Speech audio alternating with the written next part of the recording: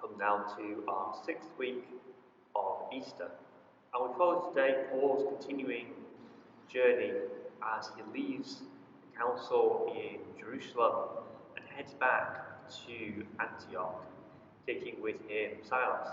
Then his journey around the region of Galatia and into Europe, heading towards our own continent and towards our shores, even if Paul never actually comes to Britain.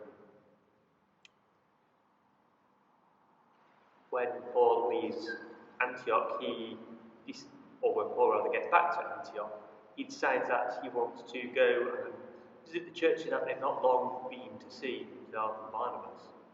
Barnabas insists that they take John Mark, who departed for Jerusalem a while before, with them.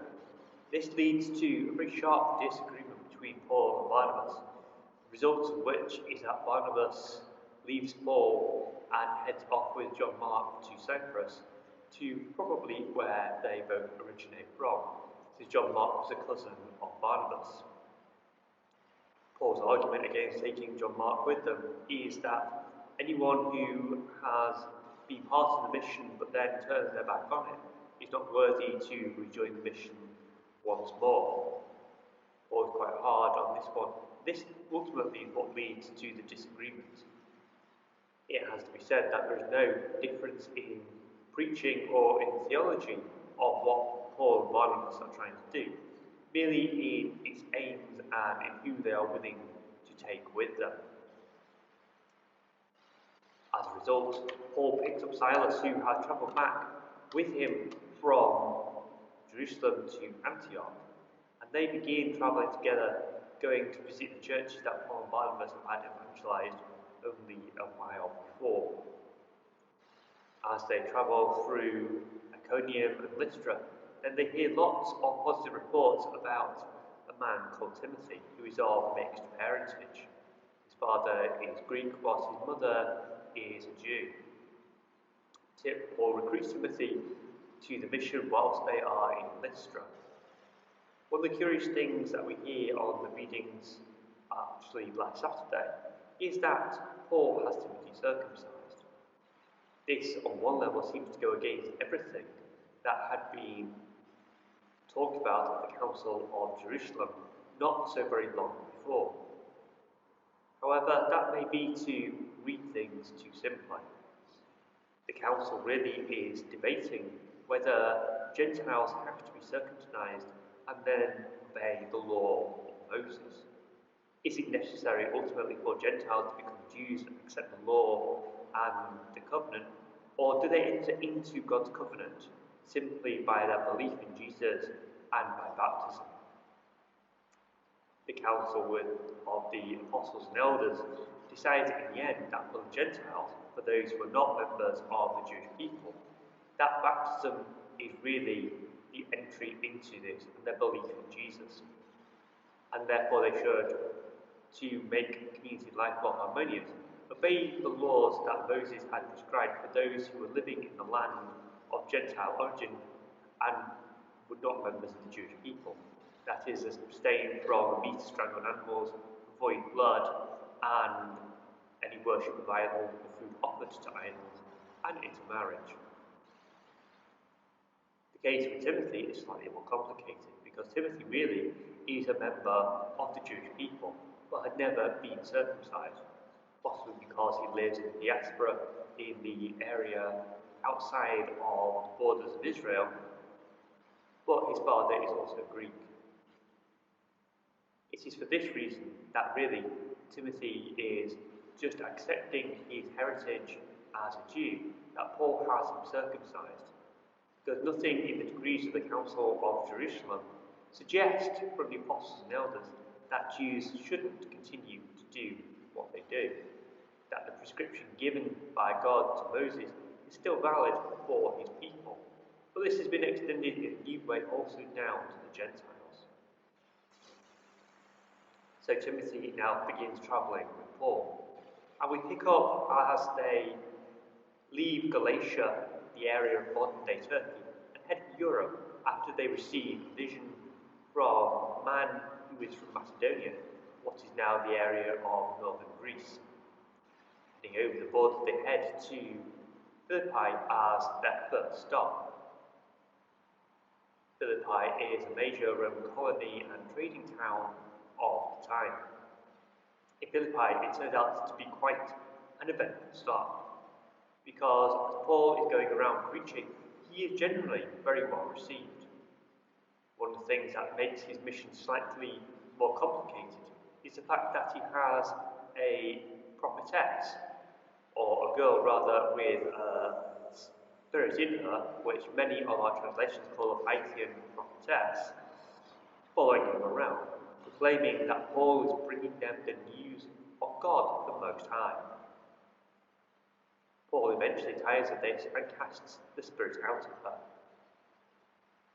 It can seem odd that since she is helping Paul in his mission, that he casts the spirit out of her.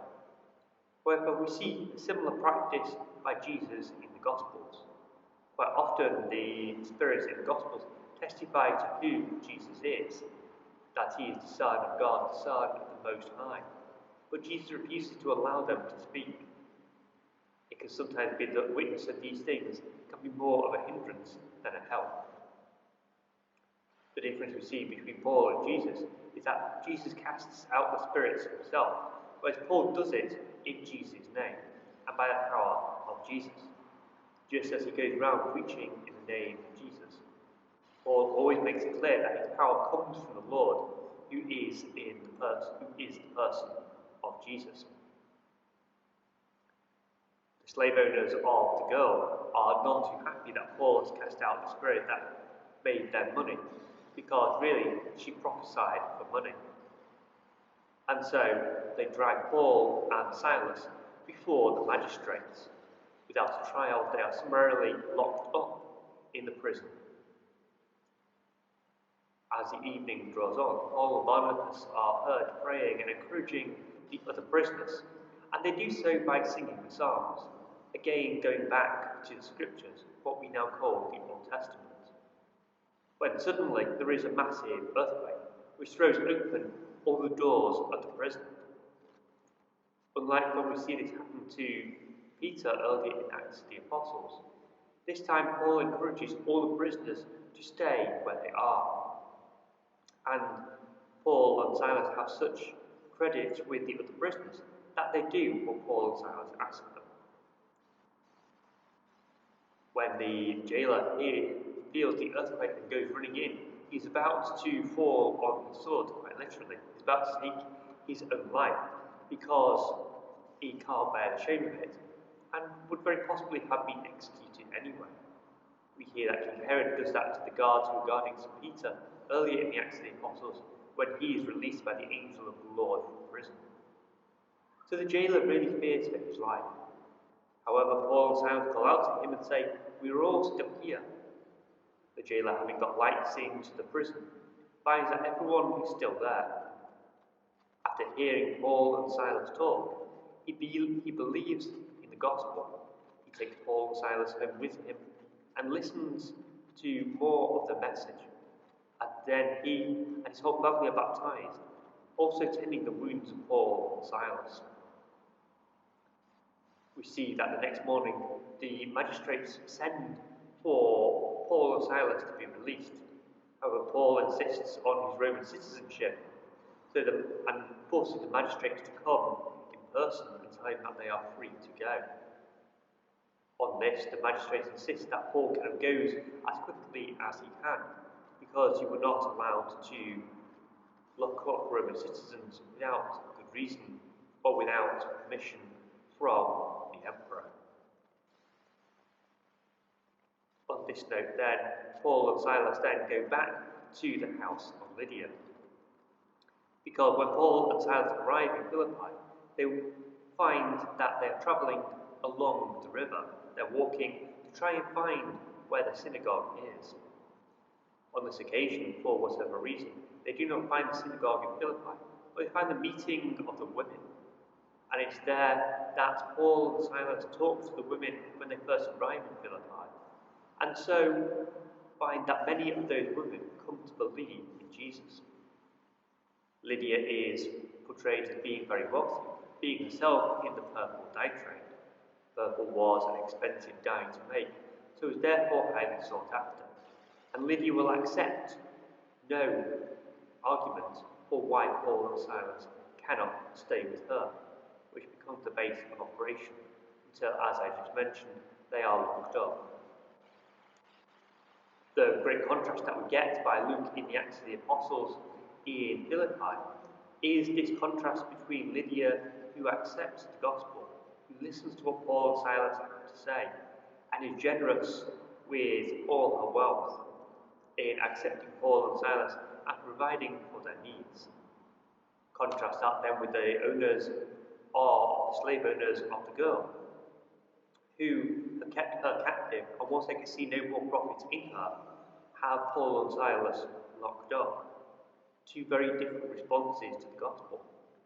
And Luke is very careful to portray this and to show how Lydia accepts the gospel and reaches salvation.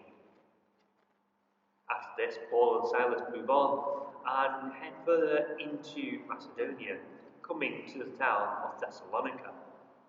It is here that Paul will write his letter to the Thessalonians. Though he doesn't write it from the actual town, he writes it back to that community there. His stay in Thessalonica is only fairly brief. He preaches again in a synagogue as his first place, but finds that whilst some people come to believe in Jesus, he faces great opposition from members of the Jewish community. Therefore, Paul is moved on quite quickly by the community there and heads to the town of Beroea, only a few miles down the road. Here Paul receives a very warm reception, especially from the Jewish community based there. And this is attributed by Luke in the Acts of the Apostles to the fact that they studied the scriptures every day. They were seeking to know what the Lord was asking of them and how they should do things by studying the scriptures.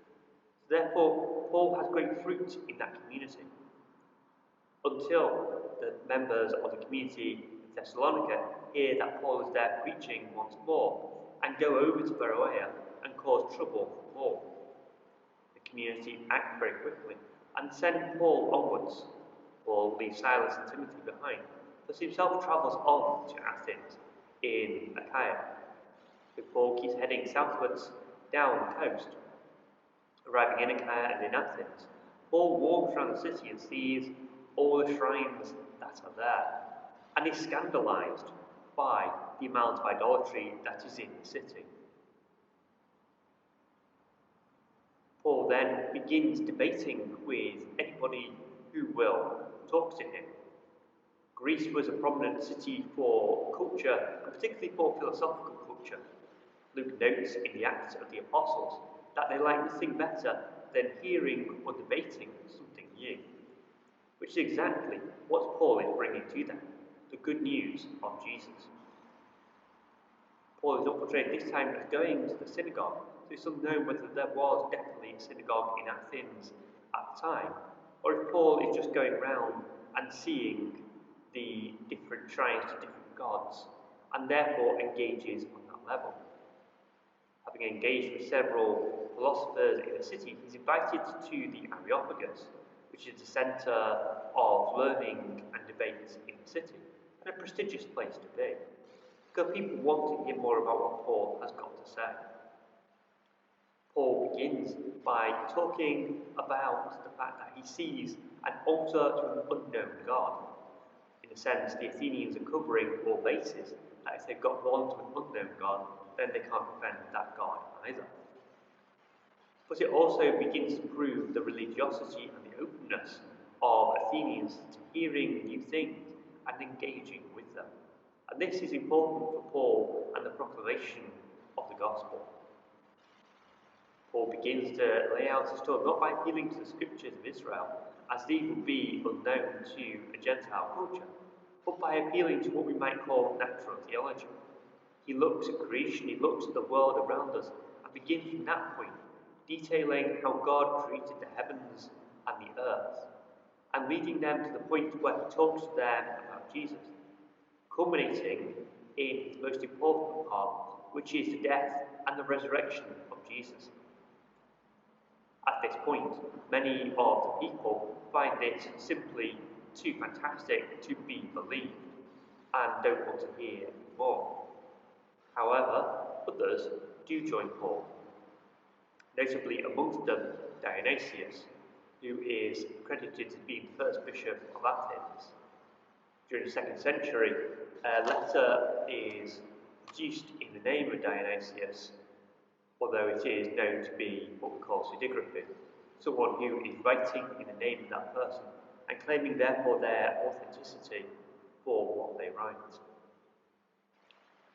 After Paul leaves Athens and moves on, he moves down towards the south coast and to the port of Corinth. Corinth was an important and influential city at the time because it was a major trading route between east and west. In order to avoid going around the headland, any cargo that was moving east to west had to pass through Corinth because it lay on the bottom of the peninsula. So cargo would be unloaded on one side onto wagons, wheeled across the small peninsula and onto the ship at the other side and then onwards. This was far more productive than trying to sail round the headland where it could be dangerous tides, dangerous waves and weather, and many ships got wrecked. Arriving in Corinth, Paul heads immediately for the synagogue there. We find that Corinth is a very mixed community. It is a city founded only about 100 years before Paul, so you're only looking at 2 or 3 generations in that city. Therefore, you find that many of the people there are merchants or people who had been slaves and had become free citizens. So in many ways, it's a natural place for Paul to be. And it's one of the longest times Paul spends anywhere. As Acts notes, Paul spends 18 months in a city in Corinth. We also find that it's a place of refuge, because 2 of the people that Paul meets there, Aquila and Priscilla, we are told, having fled from Rome, because of the persecution by the Emperor Claudius of the Jews. It is noted in other historical sources that in 49 AD, the Emperor Claudius persecuted the Jews because of debates amongst them and disputes about someone called Christus. This begins to show us that when you look at the Greek for Christ, which is Christos, they are very, very similar. And therefore it leads us to believe that the debates within the Jewish community at the time were all about the person of Jesus and the good news of the gospel. But for this reason, Claudius persecutes the Jews and many of them flee, Aquila and Priscilla arriving in Corinth. Paul preaches in the synagogue and makes many converts there to people believing that what God has done in Jesus. However, things don't always go smoothly, because Paul receives a vision from the Lord to say that he will be successful in Corinth because there are many people who believe in his name there. And even if people do attack him, he will not be harmed. Because Paul spends the 18 months there and is, as I said, very successful. At some point during that period, we are possibly meant to believe towards the end, then Paul is dragged before the proconsul. It's important to note at this point that amongst Paul's converts were Crispus, who is a synagogue official, or possibly the president of the synagogue at the time when Paul arrives, and also Titus, who is a God-fearer, member not of the people of Israel, but someone who is a Gentile and believes in God. At this dispute, the proconsul Gaius does not want to know anything about this dispute, since it does not involve anything to do with Roman law, but it's an internal dispute between what he sees as members of the same religion. Therefore, they all go outside and they attack Sosthenes, who seems to be the one leading the case. Sosthenes is named in Paul's letter to the Corinthians as a co-worker, but we're unsure if this is the same person, or if indeed Sosthenes does become later a believer in Jesus. The reason for the attack is not entirely known, but we are led to believe by the narrative in Acts that it's to do with the failure to prosecute Paul. This, Paul with Aquila and Priscilla heads down to the actual port town of Cenchreae, where Paul makes a Nazarite vow. A Nazarite vow was a vow to God that they would carry out something specific in his name. We see that Nazarites are very common in the Old Testament. Perhaps the most notable are Samson and Samuel, dedicated to God from their birth, to be prophets in his name. Quite why Paul makes the vow is unknown or what the contents of it were, but certainly Paul proves by this vow that he continues to be faithful to his heritage and to the Lord. From Cenchreae, Paul sails over to Ephesus, where he spends only a brief time. He has great success in his short time in Ephesus preaching in the synagogue. Again, it shows that the Lord continues to work through Paul to bring people to believe in Jesus. Paul says that if the Lord wills it, he will return to them, and then sails from there down to Caesarea with a brief stop in Jerusalem after he makes port, and then goes back up to Antioch, where the church warmly receives him and is delighted to hear all that Paul has to say about the mission that he has just accomplished, going through Galatia, then on into Europe before returning to his home church, to where he had set off from. The final piece that we are given in the readings this week is the featuring of Apollos. Apollos, we know, is a co-worker with Paul at some point, or at least Paul knows about him because he mentions him in his first letter to the Corinthians. Apollos arrives in Corinth whilst Paul is in Ephesus, and it says that Apollos preaches strongly and boldly in the name of the Lord Jesus. It shows again that Apollos is following in Paul's footsteps. We do not get the hint from Acts of the Apostles that Apollos was a divinely commissioned prophet in that sense, but more a teacher for what we might call the Pauline school. Don't forget, in his letters, Paul outlines the different gifts or charisms that we can be given. Some as prophets, to others teachers, healers, and other such gifts. So here we see that whilst we might put Paul in the category of prophet or apostle, and certainly there are other prophets mentioned in the Acts of the Apostles, then we see that Apollos really goes into the category of teacher. We also find Aquila and Priscilla working with Apollos and helping him to come to understand his faith better and to help to also therefore improve his preaching. It's possibly worth noting here as we finish that it is Paul who in his letter to the Corinthians writes, "It is I who did the sowing, Apollos watered, but it is God who gives the growth." The Spirit of the Lord continues to act through the churches, to act through Paul, to bring growth to his church. At all times it is the Lord who directs this mission and continues to direct us in our mission of bringing that good news to people today.